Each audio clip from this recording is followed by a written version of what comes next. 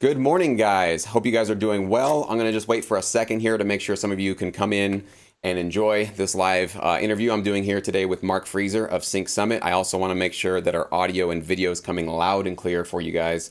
Um, Quick announcement before I bring Mark on and before we start talking about sync agents. That's the topic of our discussion today. I know a lot of you guys have some questions about what is a sync agent? Should I use a sync agent? What are they for? What is their role? All really, really great questions. And Mark is the guy. He's the number one person on earth you want to know, the one you want to talk to regarding this very important question. But real quick, so Sync 60, we are rolling along. I was supposed to yesterday put up the week 2 video, but I had a different video planned. So just so you guys know, if you are following along with Sync 60, in the description box below, I have the week 2 video. It's all about time management skills where myself and another sync licensing producer and a library owner, we share our best practices for how we manage our time. And I know a lot of you guys might be stuck at home right now, a lot of free time, and not used to being your own boss with this much time on your hands. So these are really, really valuable skills that I think this is a great time to start implementing these. And you don't have to become an expert overnight, but just one small thing you can do every single day to get a little bit better and become a little bit more professional with your schedule so that you're not just sitting there with half-finished sessions and not getting stuff done or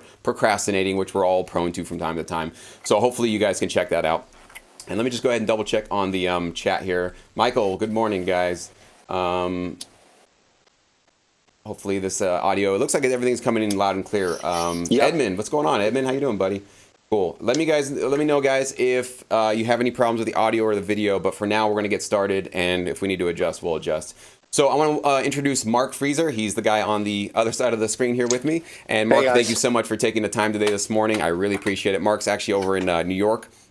And he is a sync agent, and he's also the creator of Sync Summit. Mark was kind enough to invite me last fall to be a speaker at the Sync Summit event in Los Angeles, which is really great, really eye-opening for me because for my 12 years in this business, I've been kind of in a little bubble of just production music library world. And Mark has been in the sync agent world, which is obviously we're all in the same sync licensing industry, but it is a very different animal. It's just a completely different side of the industry. And so I had a lot of misconceptions and myths that I believed about that side of the business. And Mark was one of the key players in sort of dispelling those myths and really opening my eyes to what a really great sync agent can do for an artist, for a band, for a singer-songwriter. So Mark, I want to basically just dive into what a sync agent is, what you do with Sync Summit, and then I have some very great questions that a lot of Sync Academy members actually put together, so we'll go through those. If we have time, I'll go to some of you guys in the chat here on YouTube, but I think we might be limited for time. We're just going to keep it to 1 hour today, so we'll get through everything we can, and we'll start with those Sync Academy questions. But Mark, why don't you go ahead and introduce yourself? Let us know about who you are and what Sync Summit is all about. Okay. Well, first of all, hello, everybody. And Jesse, thanks a lot for having me here. It's always great to share the virtual stage with you and talk about music and licensing.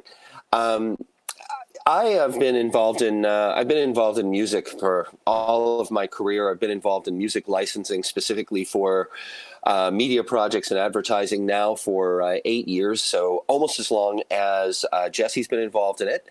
And I've been interested in bringing together visual media and brands and advertising for a very long time, even before I started the company, because I saw that there was a potential as the music industry changed and we went from recorded music making money to recorded music being, unfortunately, it's more of a marketing tool now, I would say, for people, to different models in the way that artists make money. And one of them that I thought was most promising for now and the future, and this is looking at it 8 years ago, was the sync licensing industry.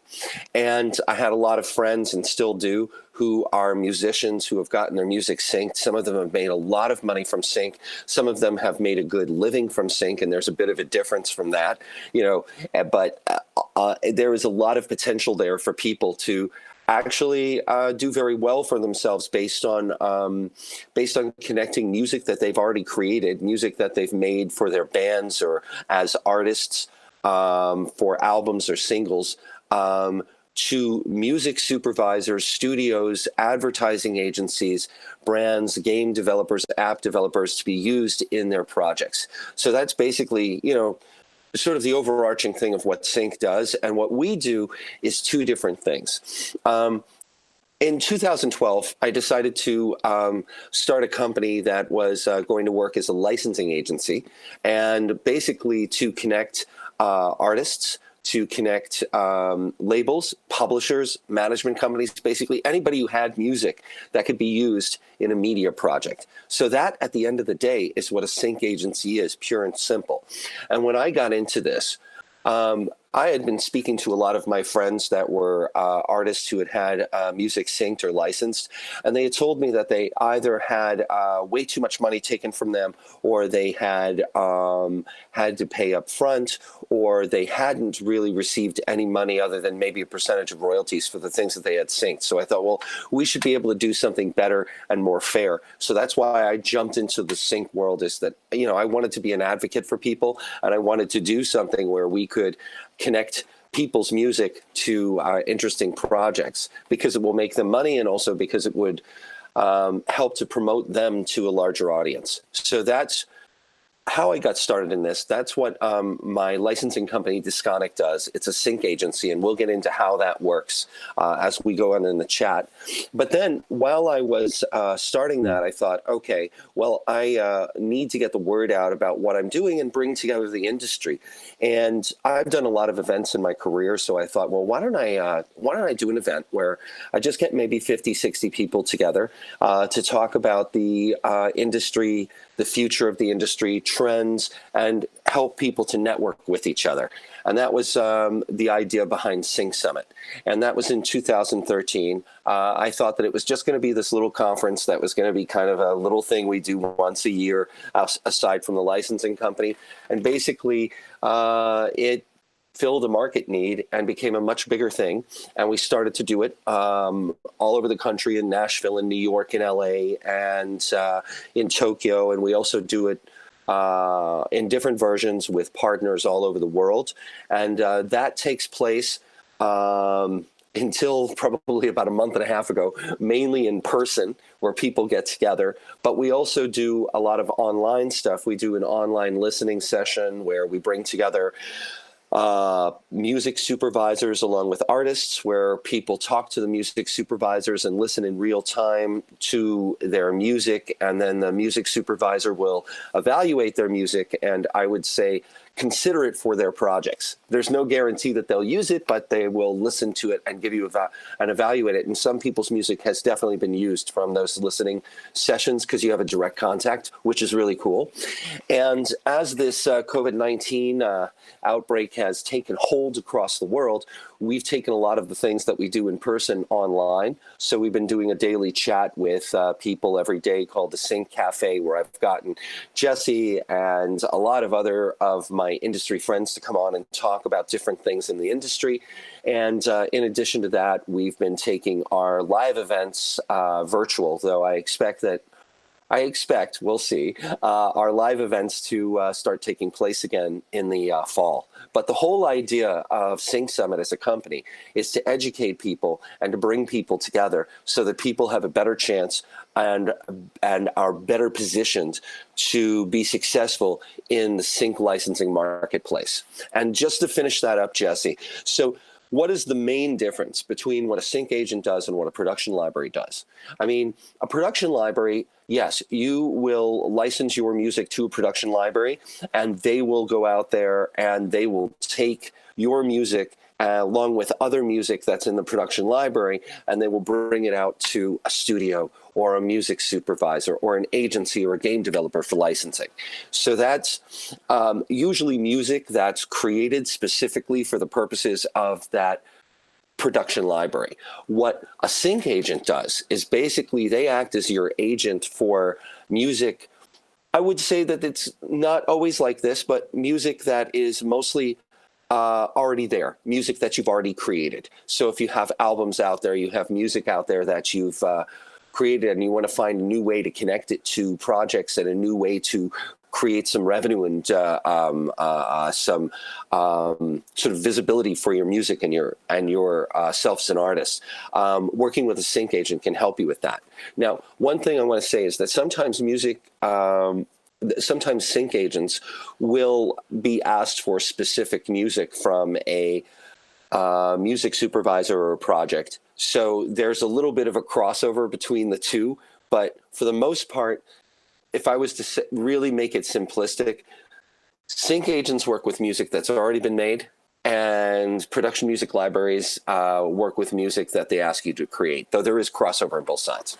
Yeah, and I would like to double down on that. I think you absolutely clarified that. My way of differentiating the two would be if you're an artist, a band, a singer-songwriter, and you primarily are putting your music out to the public. You're growing a fan base. You're wanting to sell, or do streaming or touring or merchandise or music videos. You really are trying to create a brand for yourself as an artist in the public eye. A sync agent is probably your best bet because you don't have to alter your art or your music in any way. And in fact, a sync agent probably won't want you to because they want to represent you because they love who you are. They love what your music already is. So they're not usually going to, with some rare exceptions, they might say, hey, we have an opportunity for this opportunity for this ad, and they like your tunes, but we need something a little bit more like X or Y.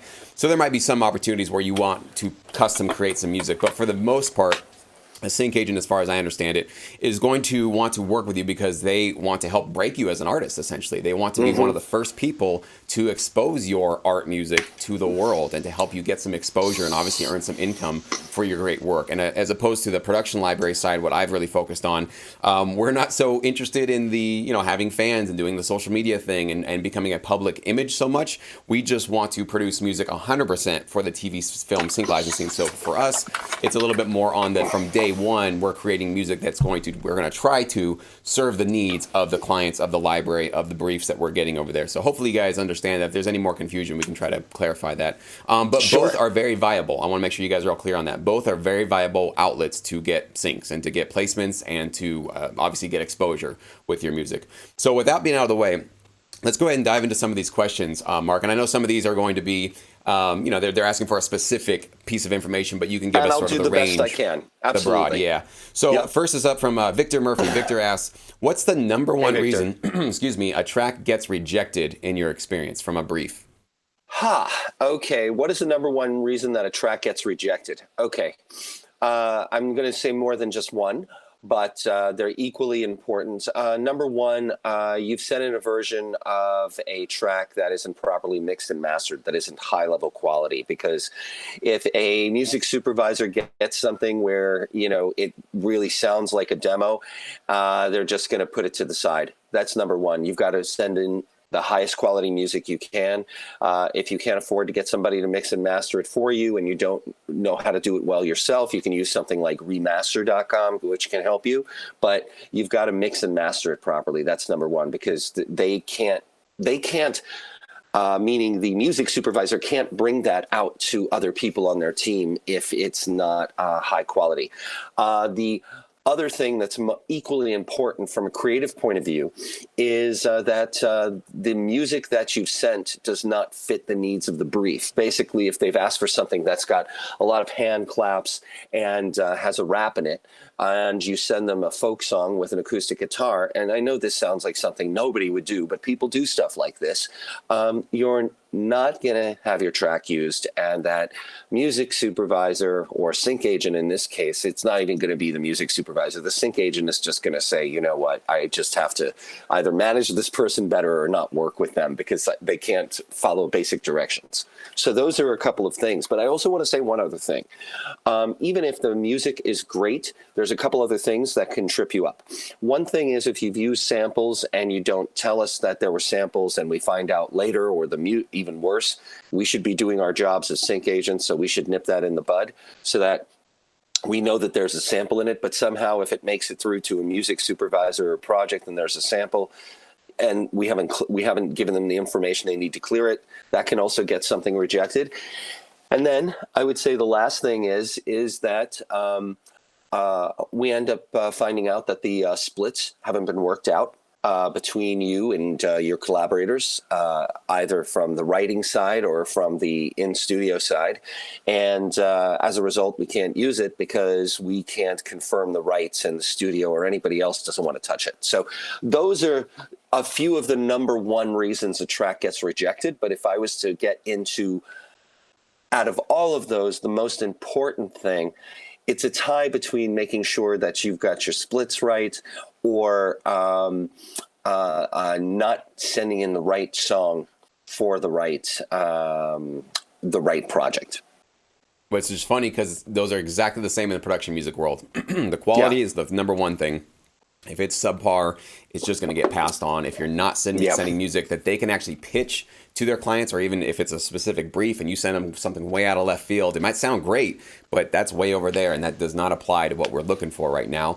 And of course, if you have samples that are unauthorized, and I've done a lot of videos on my YouTube channel, you guys should check out some previous videos I've done on, especially in particular, the splice problems that have been happening lately, where a lot of we won't get into it, but be very careful about where you're getting your samples. How are you, even if you're getting a commercially cleared sample, how are you using that sample? Because even if you're allowed to do it, there are certain samples that can still get you, not necessarily that you broke any laws or you violated any agreements, but you can still invite a lot of legal headaches into your life because you're not being smart about this stuff. So just make sure you guys are protecting yourselves, because at the end of the day, you are your own agent in a way. You are your own lawyer. You're your own. You have to watch out for yourself and your own legal interests, and not just assume, oh, well, they'll take care of it. No, you should always look out for yourself and protect yourself as you submit your tracks. So great answer. I appreciate those. So next is from Caesar. Caesar asks, how do I know when I'm ready, or if I'm ready to start working with a sync agent? What are some of the things that I should have ready to go before I reach out to somebody that wants to represent my music? That's a really good question. I mean, do you have some high quality music? And I don't just mean high quality like your music is great quality, in terms of the creative, but, do you have some music that's mixed and mastered and ready to go? Do you have a PRO settled? I know that's a really basic question, but some people don't. Are you affiliated with a PRO, whether it's like SOCAN in Canada, GEMA in Germany, or BMI, ASCAP, or CSAC here? You need to have that. Do you have your metadata sort of in order? Do you know what your splits are, going back to the last thing that we talked about? If you do, and you've got at least, I would say, 10 songs that you feel are really there and you can present to the world, then you're ready for a sync agent. And some people that I know that I work with, I work with labels on the biggest level that have probably millions of tracks, but I also work with artists who have 10 tracks. And, going down to why a sync agent will work with you, it's probably more than anything else because you've got a great sound that they believe in, and they believe in you as an artist. So it really is a real creative element to that. But the other side of it as well is that, you have your ducks in a row in terms of splits, in terms of knowing where your PRO is, in terms of having your basic metadata done. So as long as you have all of those things done and you've got around 10 songs that you can bring out, there's nothing that stops you from starting your journey on finding a good sync agent. Awesome. Great answer. So here's a fun one. What do you predict might happen in the next few years because of the coronavirus pandemic? And this is from Scott in Sync Academy. He's asking about maybe styles of music, the demand. Is it going to go up, go down? What kind of projects do you see coming in the future? Obviously, with your business, with conferences and people getting together in person, that needs to change in the meantime. But in terms of just the sync licensing industry, what sort of trends do you maybe see coming down the pipeline in 6 to 8 months down the road? That's a really good question. From my perspective, what we're going to see is we're going to see what I will talk in economic terms sometimes. We're going to see like a V shape, just like what they're predicting. We'll see if it happens for the recession that we're about to embark on. But as far as it goes in the industry right now, I'm actually going to do a sync chat at 1 p.m. about what projects are still happening right now. But outside of promos, things that are in post-production, and some independent projects. Most projects, creative projects, are on hold. That's going to be the case probably for the next month or two. But all of us in the community, music supervisors that I've spoken to, agree that once things start to ramp up again, it's going to get fast and furious for a while, and then it's going to stabilize. So it's going like this. It's going to go up like that, and then like that. And that's the general trend the next 6 to 8 months.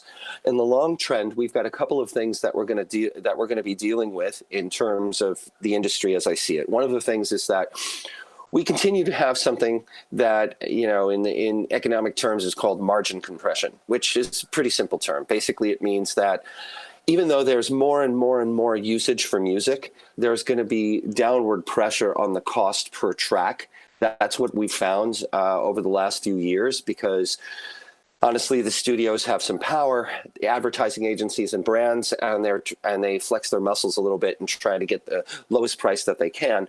People like us, sync agencies, as well as labels and publishers and managers, all fight back against that. So it's a give and take, but that's something that we have to deal with. So that's the sort of challenge in the industry is, as I said, margin compression. On the other side, what we're looking at that's a big positive is that there's more usage for music than ever, and there's more music being used than ever. There's more streaming networks than ever, and they're not going anywhere. I'm not sure, if people have the bandwidth to go to every streaming network, but, Netflix, Hulu, Disney, Apple, CBS, all of those networks are expanding the amount of content that's out there greatly. And that means that more music is being used. And that means that there are more opportunities for you. And that is a huge positive. Let's see. In addition to that, as far as sync agencies go, there'll probably be more sync agencies. There'll be some that are fairly well established, and there'll be, some new people that'll come out and do some good things, and some people that you might, want to take a sort of a question, really question and take a look at. Let's see, what other trends can I tell you are happening in the industry? Maybe we can talk about some styles of music you think might be getting, or maybe are popular right now that you're finding a lot of your clients are looking for. Or is it all over the place? It's all over the place. I can tell you, if you're looking at advertising or brands, we always say anthemic music that builds. That's really, the sort of thing that if you're looking at the advertising industry, that's a good jump off point for you. If you're looking at covers, which I think you should, covers that work are usually things that are sort of a mismatch of what the original was. If you do a reimagining of a song, I think that trailer houses, ad agencies, TV networks looking to do promos, they like that sort of thing.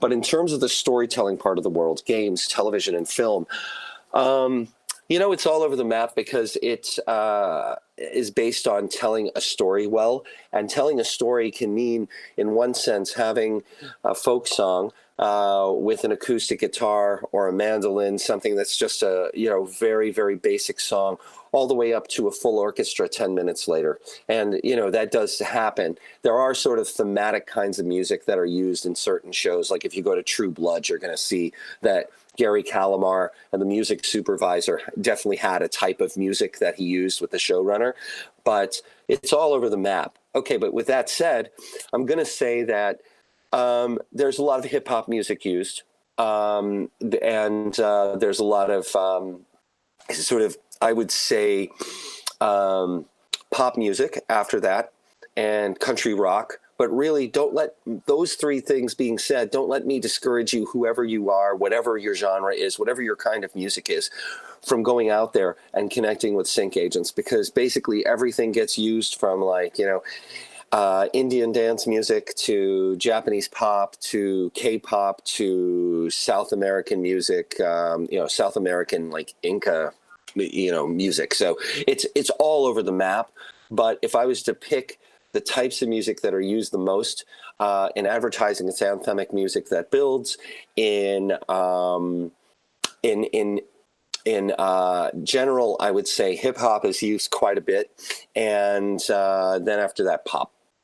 Okay, awesome, good to know. Cool. So here's a great question from Mark Stone.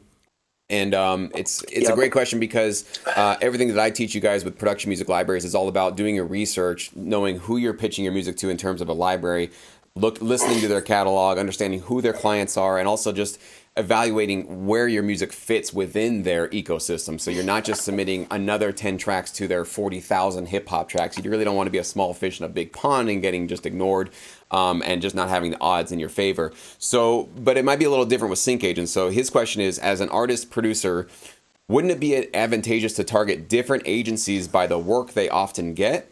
or better to fill a need that they don't currently have or are lacking in their catalog. So in other words, like if you're going to go do your research with a sync agent, is there a way for you to determine, okay, this is what this sync agent pitches for? They usually do ads, or they usually do TV projects, or they do trailers. And is it better to try to pitch towards those projects, or is it maybe smarter to go to them to find out, okay, well, what do you not have so much of? And maybe I should try to target my music to somebody that doesn't have a lot of my style, so that maybe I can become their go-to person for that particular genre. Okay, that's a really good question. What was the name of the person who asked the question? This is Mark Stone. Okay, Mark. Oh, Mark, yeah, I've seen you in the Sync Cafe. Well, hello there. How are you this morning? And I think you're asking a great question.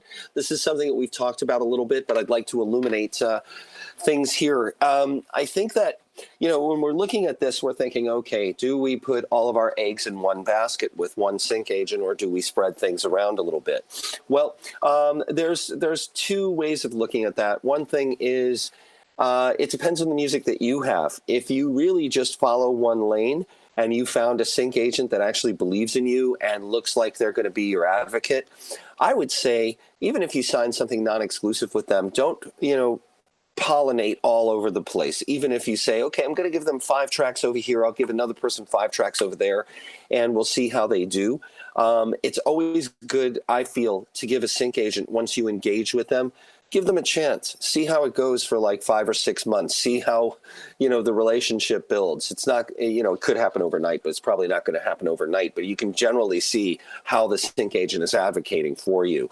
So my feeling is, if you just have one basic genre that you work with, it's probably best, like, give one sync agent a try. Let them go out there and see what they can do for you, and then make an assessment after a few months. So that's one approach. Another approach is to say, and a lot of people I know, a lot of artists that I know have done this, which is, you know what?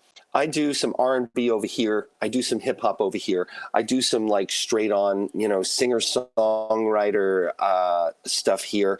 That's, really basic. And I've done some research on these these sync agencies, and I've thought, okay, you know what? These people work with like big film productions. These people work with television shows. These people work with indie agents. Maybe what I'll do is I'll give these people each a few songs, and I'll see how they can do.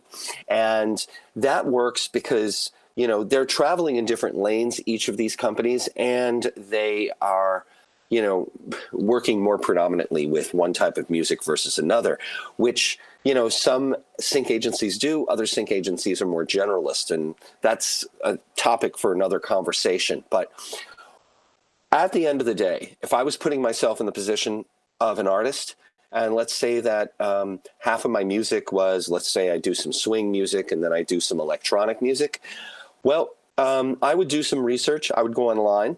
I would check out people. I would see what they've done. I would reach out to them and send them some links to my music and ask them to take a listen to it. And then I would follow up with them and see what they thought of it. And if they felt like it was something that they could represent, then I would, think about engaging them if the vibe felt right with them. Going to different agencies with your catalog, if you have different styles of music, I think it's not a bad thing to do. I know people who do it. They've been successful with it. If you're doing, like, let's say just, straight on electronic pop, and you found somebody that you really like to work with, I think you're better off just giving it a try with them for a few months, seeing how it goes. If the relationship is working, continue. If it isn't, make sure that you've, signed an agreement that's easy to get out of. Awesome. I appreciate that. Yeah, and just so you guys know, so Mark every day for the last couple of weeks has been doing this online live chat called Sync Cafe every day at 1 p.m. Eastern Time. And if you guys want to join him, join his Facebook group. I'll actually put a link in the description box below down there. And his Facebook group is called Sync Summit. So you guys should just click on that and join. And he basically does these live, really interesting. I was a guest a couple of days ago, but he brings on music supervisors and other sync agents and other, composers and producers, musicians, and just really interesting, compelling, engaging conversations. And I know a lot of you guys have some extra free time right now, especially if you're home. So definitely engage with them and join the group and follow along. These daily chats are really, really cool. And I know you guys just put the link there. Okay, awesome. And the link is there in the chat box as well. So you guys can definitely check that out. And it's 100% free. I just want to say that right now. You don't have to pay any money. You just show up. Absolutely, totally. It's a really cool thing Mark's doing there. So you guys, I really enjoyed our chat that we did Yeah, just it was a couple fun. of days ago. It was really, really just cool to just connect with people, especially now since we're all Yeah. quarantined and in our own little bubbles, more so than we usually are, at least for myself, in this business. So it's just Yep. cool to have a place to kind of hang out and connect. So it's a really cool thing you're doing, man. All right, so here's a Thanks. great question You too. from Mercy Prado. He was asking, what do agents do for us? We kind of covered that. They're basically pitching your music to sync opportunities. We talked about that. Yep. But here's an even better question. Do we pay them directly or have contracts like we would with a production music library? So maybe you can give us a little idea of how does a legitimate partnership with a sync agent look versus a illegitimate, unethical one? Okay, I'm going to start off with saying, look, if somebody is pitching your music, they should be making money with you, not from you. That's the best way I can. That's the best way I can describe it. If you have like 100 songs and you're asking a sync agent to put in all the metadata for you, yeah, you should probably expect that they're going to ask you for some money for something like that. But for pitching your, and that's just common sense.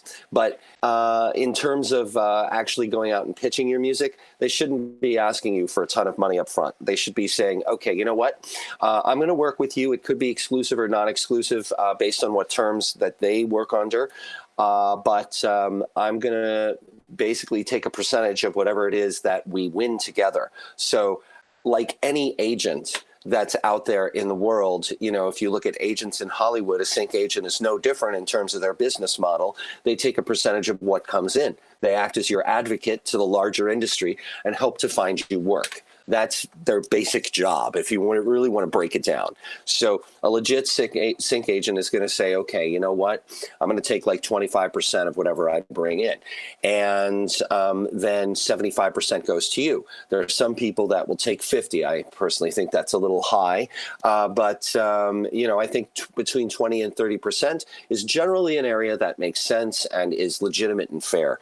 And you'll have a contract with them, and the contract will spell out how they work with you, what you're responsible for, what they're responsible for, what the payment terms are, meaning like when something is closed, how long does it take for you to get paid? That's really important. What percentage they're taking? Is it just from the upfront fee, or are they asking for something from the royalties on the back end? Most people I know don't ask for back end royalties unless there isn't an upfront fee. Sometimes you'll do a deal with a network like ESPN or Viacom who will basically not pay an upfront fee, but they'll do something on the back end. So then there'll be a different kind of structure. But most of the structure is there's a sync fee that's paid by a network.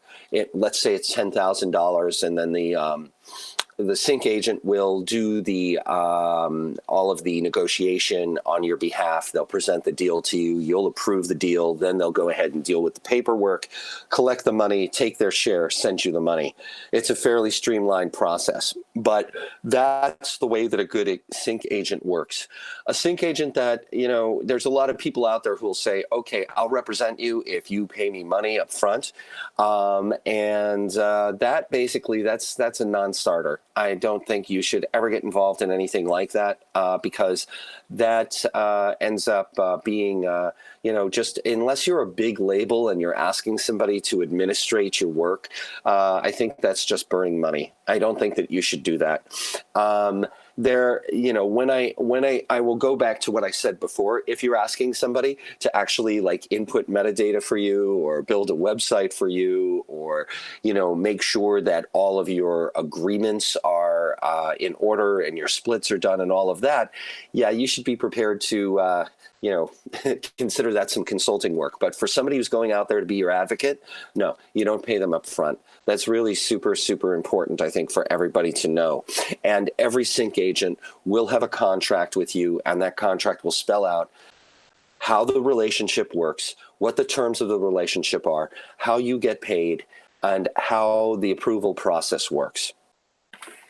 Awesome. Yeah, so I couldn't agree more. That was one of the big stumbling blocks for me with sync agents before I went to Sync Summit and before I met you, Mark, was that, all I had heard is these people going around and, predatorily going after producers or artists and saying, pay me $500 a month and I'll go around and I've got these connections. I'll get your music in some ads. And I was like, that doesn't seem like a legitimate business model at all. Because you guys got to realize, anybody coming up to you doing that, saying, I promise to pitch your music or represent your music, but you got to pay me to do this, either like Mark said, a big, huge one-time fee, or every single month you have to continue to pay me.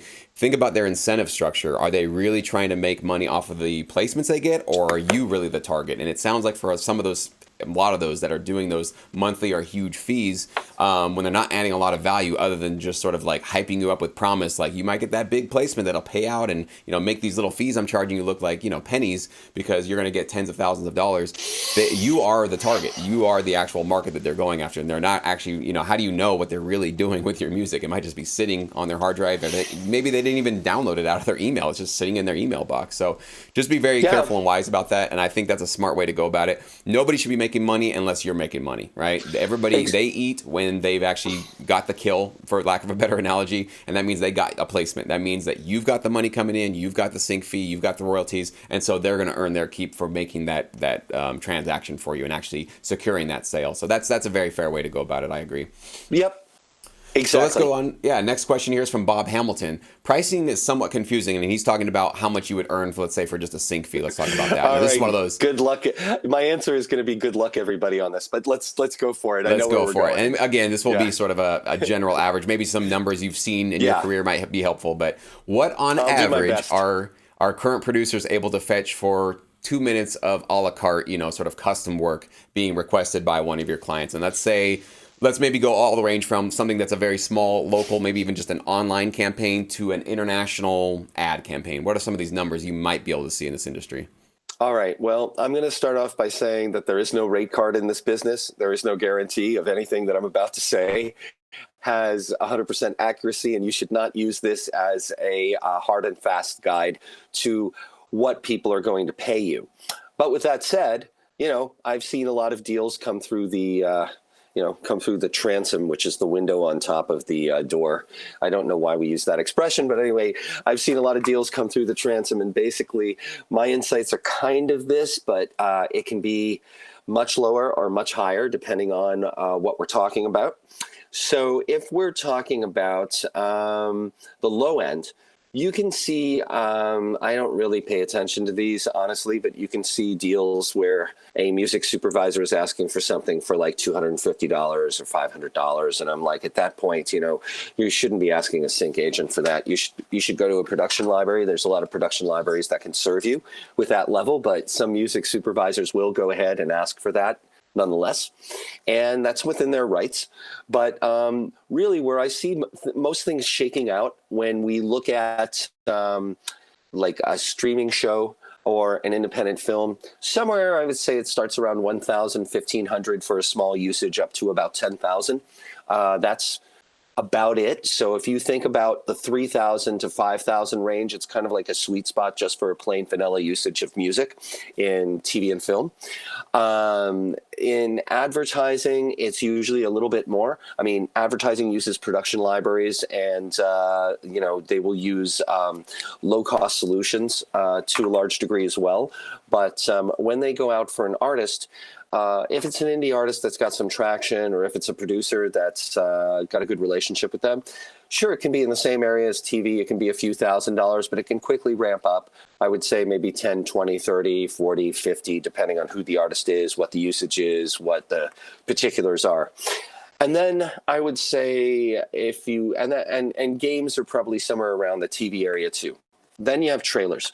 Trailers can be a lot of money. Everybody who knows about trailers knows this, but trailers are extremely hard to get into. That said, getting your music used in a trailer, it could be 10, 20, 30, 40, 50. And then we start to break into another level. If you're a known artist, if you're a known producer, depending on what the usage is in TV, film, trailers, or ads, literally the sky's the limit. One of the companies that I work with is the rights owner of the Death Row catalog. It's not, Death Row was sold to them a while ago.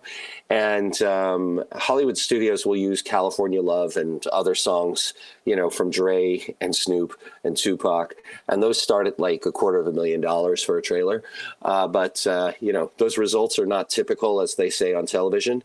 So, be aware that just because, California Love, which is like one of the most iconic songs of the 90s, is getting $250,000 up for a trailer, that doesn't mean that every hip hop song is going to do that.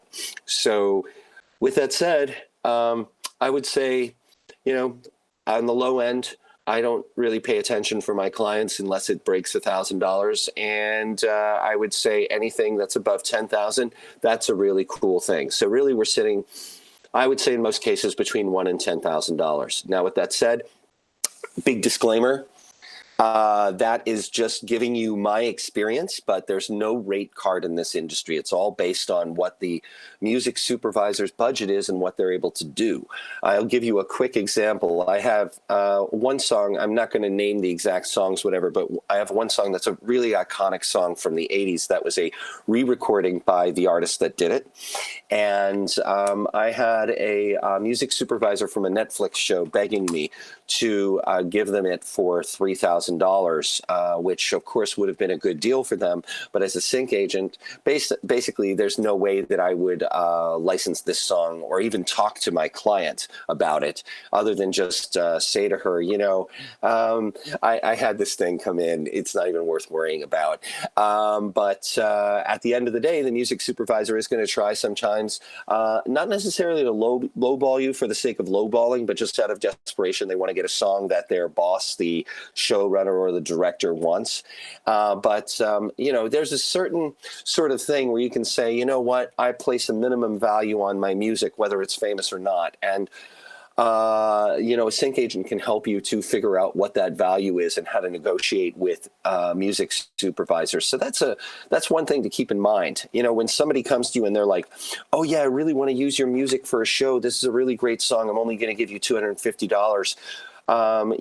You might decide to take it, but having a sync agent on your side can help you to decide whether or not you can get more for that track and to be your advocate to get better deals in general. Yeah, absolutely. And the other thing too, for when you're talking about, like a Snoop Dogg or Dr. Dre song and why those can fetch $250,000 or even more, it's because, the value that a hit song or a song that at least is widely known in the masses, what that brings to a trailer, a brand, a TV show or whatever. You guys got to realize the reason why they fetch those large numbers is because the producer of that content knows, first of all, they need to compel the audience in one way or another. They need to get the audience to buy their product or come and watch the movie when it's released or watch the TV show when it's coming out or pay attention to something, right? They need their audience to take action. And so if there's a song that is in the zeitgeist and it's very popular and most people love it and they feel a certain feeling when they hear it, you better believe that there's a premium for that, right? So if you have an advertisement that's going to get people to feel excited and joyful, they know that if we can use this particular song that millions of people, as soon as they hear that, they just get into a better mood. That's why they're going to pay those kind of premiums, because it's not just about the vibe of the song, but also the fact that song is already in our consciousness. It's already associated with positive memories or memories of our youth or something like that. So that's why those larger, artists, hip hop artists, rappers, they're going to command some much larger rates because of that value. But it doesn't mean that we, as the sort of average Joe, don't have large followings, can also get a big chunk of this industry, as Mark was saying. As Mark was saying, let me give you two things. Yeah, go ahead. Let me just interject two things. The first thing is, in terms of these trailers, a lot of the time the movie's a dog, and basically the only thing they've got is using an iconic song. And the studio's trying to, make lemonade out of lemons. And there was a movie that used in the trailer California Love that was a total bomb, but they wanted to inject some love and notoriety into it, so they used the song, and they actually.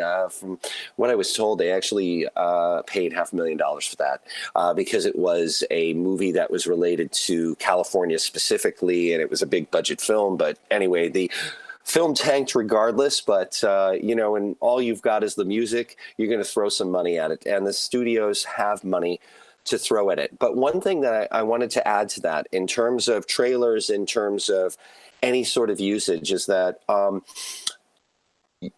covers are your friend, because not everybody has that budget for California Love. No, and if you want to do a reimagining of a song, if you want to do whatever it is, it doesn't have to be hip hop, whatever it is, it could be folk, it could be rap, it could be pop, whatever.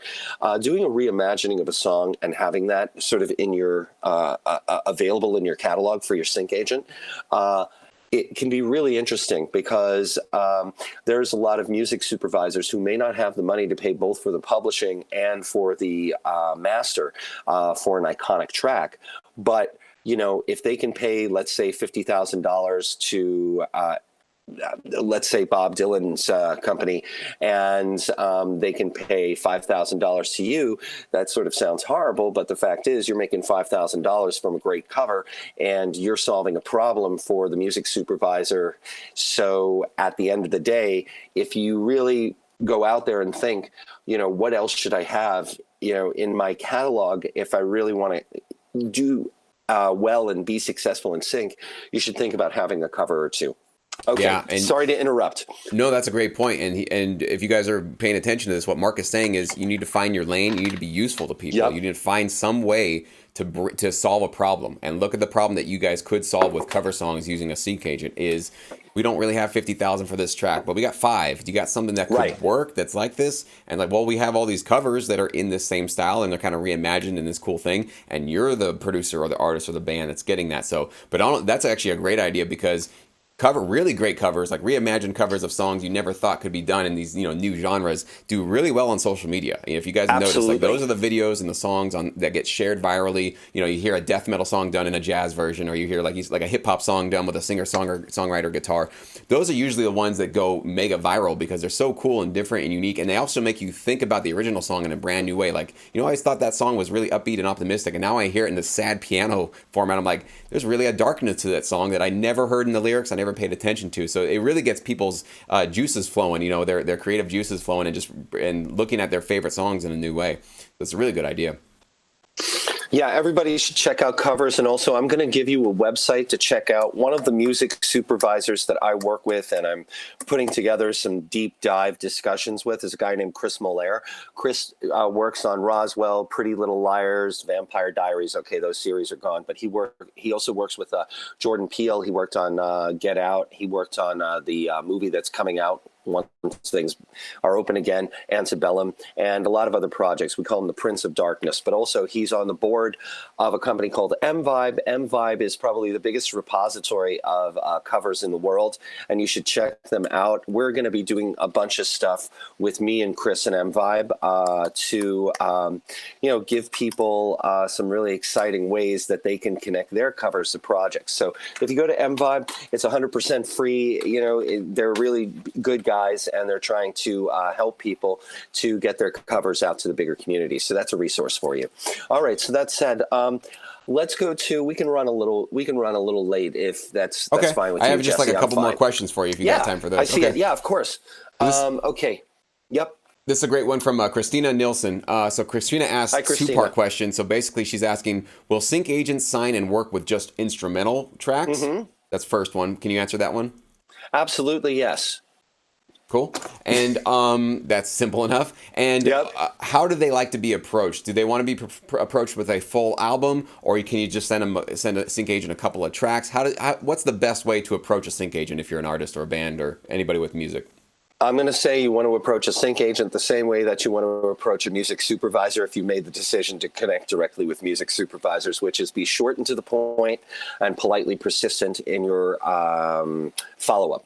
So basically what I like to get from people is a 2 or 3 paragraph email, short paragraphs, introduce yourself, give me a link to your website, tell me the kind of music you work with, then send me a link that will stream 5 to 10 songs to listen to that give me a range of what you do. And it can be a full album. It can be a range of different songs. It's really up to you in terms of what you would want to let me know. You can also let me know, this would be helpful, that, You control the publishing, you control the masters, whatever you control. It's always nice to know that going in. It's definitely something that's a plus for us because it makes it easier for us to say, oh, wow, well, this person looks like somebody who's easy to work with. Let me just see what we can do. So that's another nice thing to put in an email. But just be short and to the point. A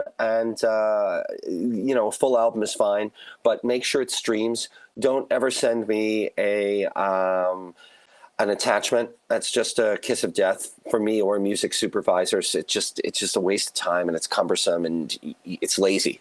You can always put something on SoundCloud. You can always put something on WeTransfer, which I don't like personally, but I'd rather get that as a link. So send streaming links, and then from there, just give us a little bit of time to listen to it, and then maybe follow up after a week.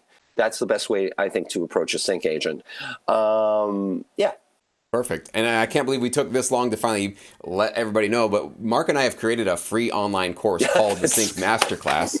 And we should have started with that, but it's okay. Yeah, we really should have. Yeah. I just put the link in the chat so you guys can click on that and enroll. So if you're interested in working with a sync agent, that is the course for you to enroll in, okay? So you will learn everything in terms of more in-depth knowledge about what a sync agent does for you, how you should determine which one's the right one for you. Just because they're a sync agent might not be the right one for you. So we're going to talk about that. Also about how to protect your rights, to make sure you're not signing over bad deals and giving up way too much than you probably should, because you don't want to be taken advantage of as a newbie in this industry.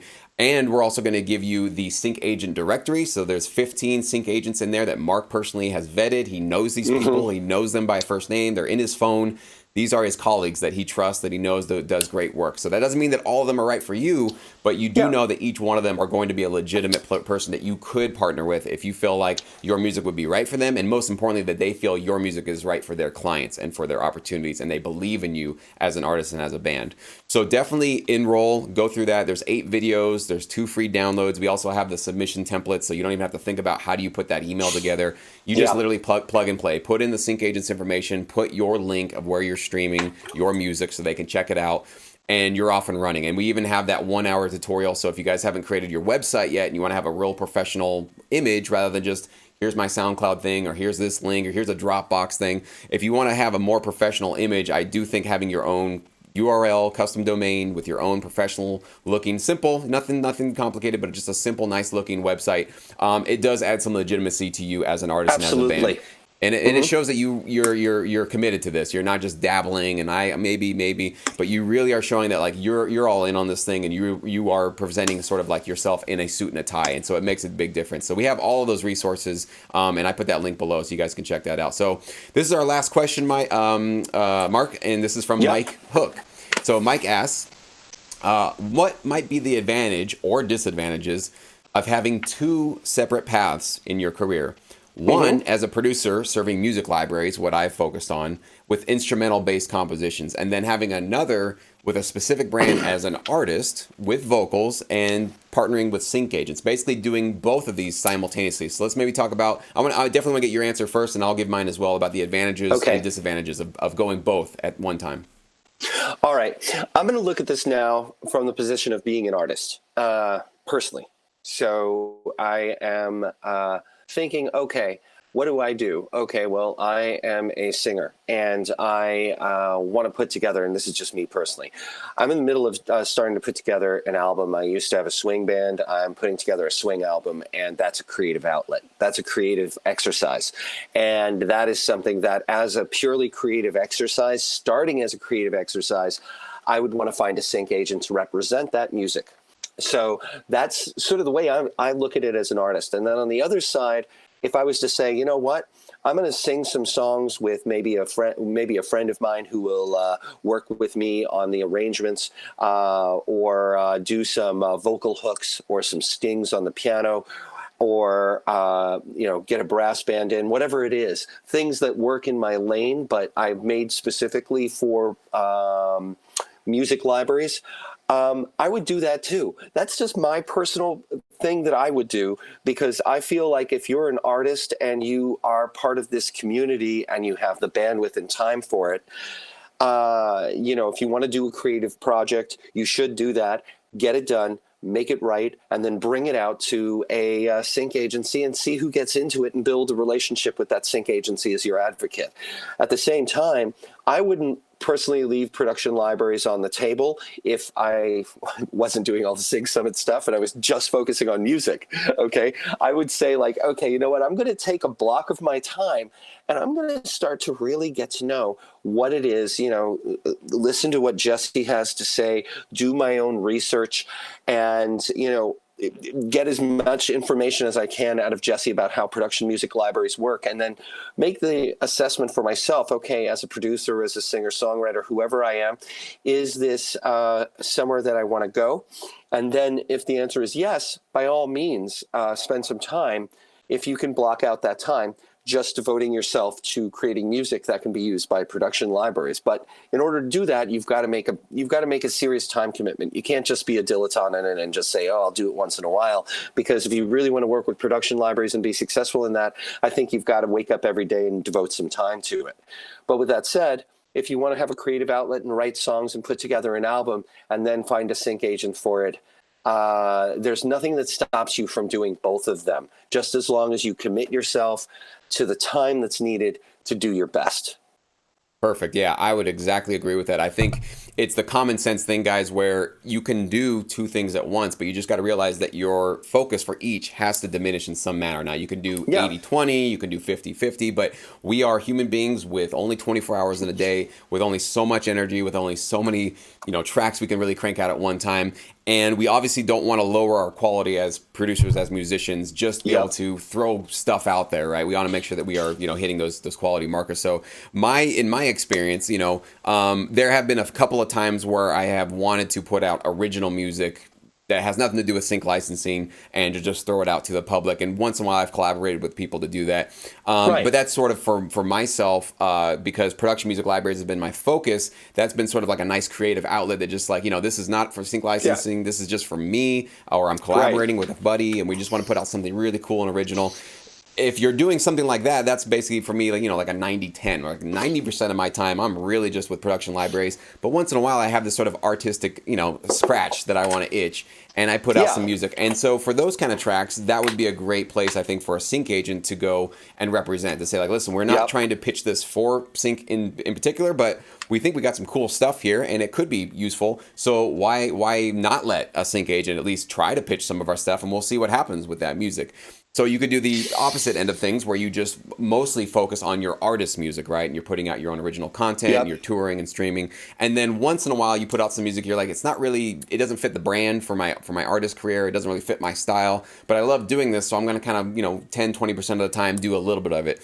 So you obviously can do that. You can submit your tracks to a library. So the one thing, though, I would just say the disadvantage that I've definitely seen and witnessed in my own career is exactly what Mark said. When you work with a production music library, it's not just about whenever you feel like submitting tracks to them, sending to them. You can do that, but just know that that's basically the equivalent of dabbling in the business, where you're just kind of somewhat throwing some music into the equation here.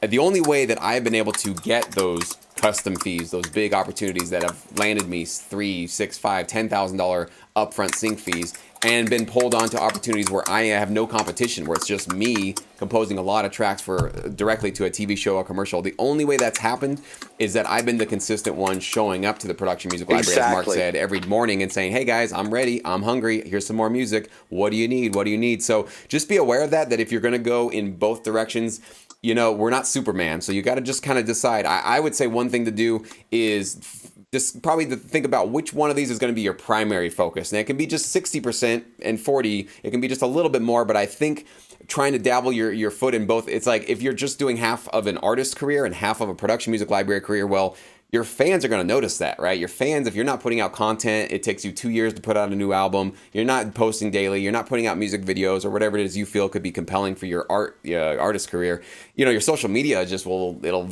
dwindle. I mean, there's just not going to be enough stuff there for people to latch onto. So just be aware of our limitations as people, and try to decide which one of these makes the most sense for you in terms of what is your love? Where does your heart and your soul want you to go? Do you want to go more in the artist route of being public facing, touring, that kind of thing, music videos, that whole side, record sales?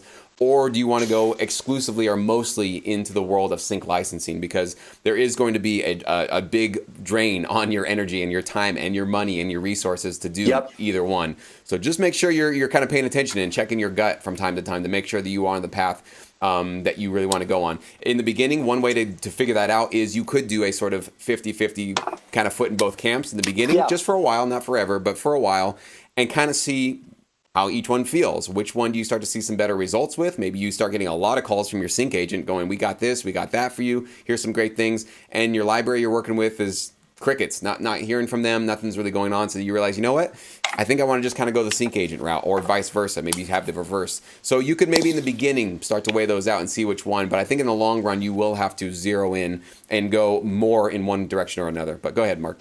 Yeah, I think there's a couple of other things I want to just mention generally.